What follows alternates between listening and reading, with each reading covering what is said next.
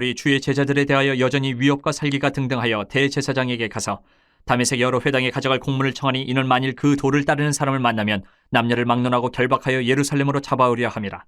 사울이 길을 가다가 다메섹에 가까이 이르더니 호련히 하늘로부터 빛이 그를 둘러 비추는지라.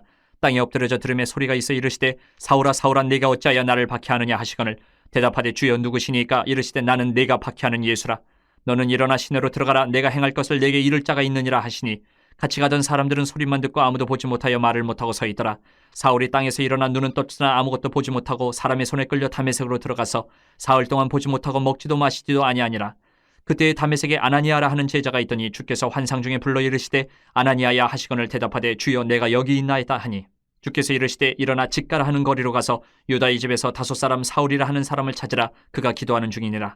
그가 아나니아라 하는 사람이 들어와서 자기에게 안수하여 다시 보게 하는 것을 보았느니라 하시거늘 아나니아가 대답하되 주여 이 사람에 대하여 내가 여러 사람에게 듣사온즉 그가 예루살렘에서 주의 성도에게 적지 않은 해를 끼쳤다 하더니 여기서도 주의 이름을 부르는 모든 사람을 결박할 권한을 대제사장들에게서 받았나이다 하거늘 주께서 이르시되 가라. 이 사람은 내 이름을 이방인과 임금들과 이스라엘 자손들에게 전하기 위하여 택한 나의 그릇이라.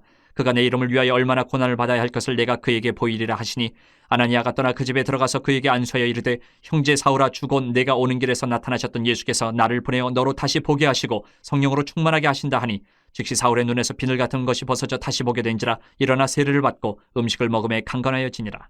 사울과 같이 교회를 대적하던 이 당시에 그 대적자들 유대인들 편에서 본다면 이 바리새인의 제 스승이라고 하는 가말리엘의 제안처럼 5장 34절에 나온 가말리엘의 제안처럼 그냥 건드리지 말고 교회를 건드리지 말고 가만히 놔두는 것이 어떻게 보면 가장 현명한 대처였던 것 같아요. 이게 무슨 말이냐 하면 결국 이 유대인들이 분노에 차서 막 자기들이 폭발을 해가지고 스데반을 돌로 쳐서 죽이고 교회를 핍박한 것이 결과로 놓고 보니까 오히려 속된 말로 벌집을 건드린 꼴이 돼버린 거예요. 지금 그 스데반의 순교로 말미암아 결국 성도들이 더 멀리 퍼져나가서 갈릴리로 사마리아로 이방으로 퍼져나가서 그냥 예루살렘에만 있던 교회가 이 스데반의 순교로 말미암아 더 먼 지역까지 퍼져나가서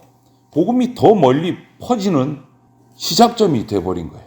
그들은 교회를 핍박해서 교회를 없애려고 스데반을 죽였는데 그들이 표현한 대로 하면 24장 5절에 보면 이 복음을 그들은 나사렛 이단이라고 이렇게 막 욕을 했는데 이 나사렛 이단이 더 퍼지는 시작점이 돼버린 거예요. 오히려 이런 핍박에도 불구하고 교회의 대적들은 오늘 말씀에도 나오지만 더 어리석은 판단을 합니다.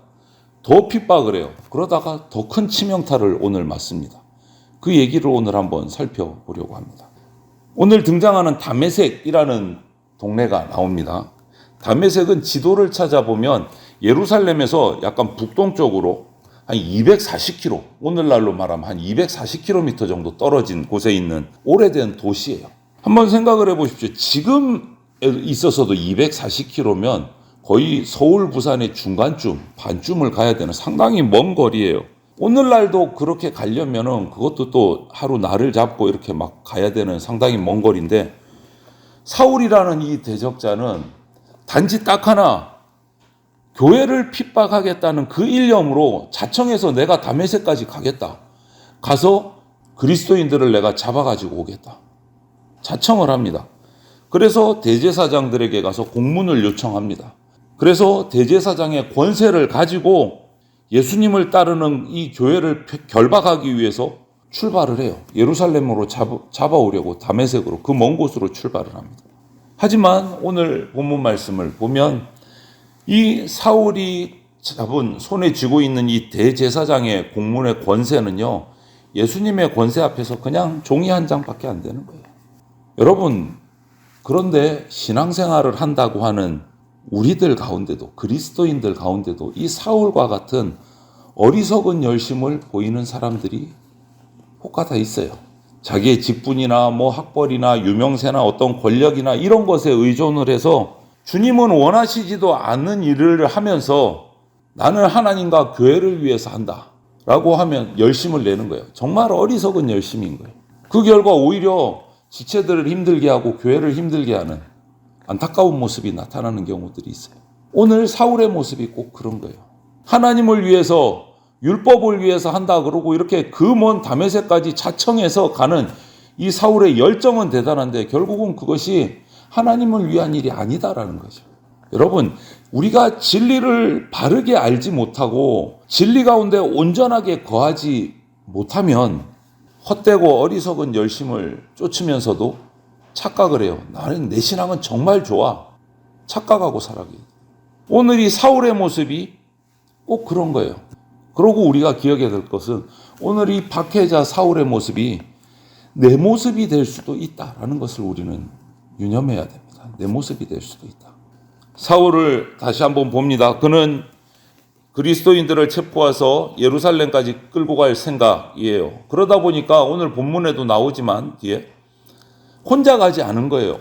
상당히 많은 무장한 사람들과 함께 다메섹으로 출발을 한 겁니다. 왜? 그리스도인들을 잡아가지고 체포해가지고 예루살렘으로 데려와야 하니까 혼자 갈 수 없는 거예요. 무장한 군인들을 데리고 갔을 거예요. 자기가 그 괴수가 돼서 머리가 돼서 간 거예요. 대제사장이 파견한 군사들을 이끌고. 그러나 이 군대는 오늘 말씀 보니까 따로 싸우고 어떻게 할 필요도 없어. 일격에 그냥 다 무너져 버렸어요. 이게 무슨 말이냐면 오늘 3절을 보니까 다메섹에 거의 도착할 무렵에 예수님께서 사울을 만나셨습니다. 하늘로부터 호련히 빛을 비추고 예수님께서 사울에게 나타나셨어요. 4절을 보니까 사울이 땅에 엎드러졌습니다. 교회를 대적하는 유대인들의 그 군사들의 대장이었던 사울이 교회의 머리이신 예수님을 직접 만났을 때 상대가 안 되는 거예요. 그냥 땅에 엎드러져 버렸어요. 이건 비교할 대상이 안 되는 거죠.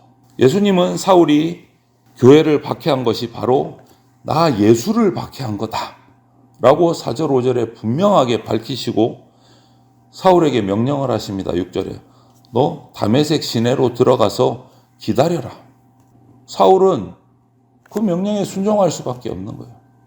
그리고 중요한 것, 따라가던 군사들의 모습을 보십시오. 7절에 같이 가던 그 사람들, 사울이 의지했던 그 힘이 되는 그 병력들, 듣기는 들었는데 아무것도 못하고 그냥 서 있기만 했다고 기록하고 있어요. 완전히 꼬다는 보리자루가 된 거예요. 아무 힘도 발휘를 못해요.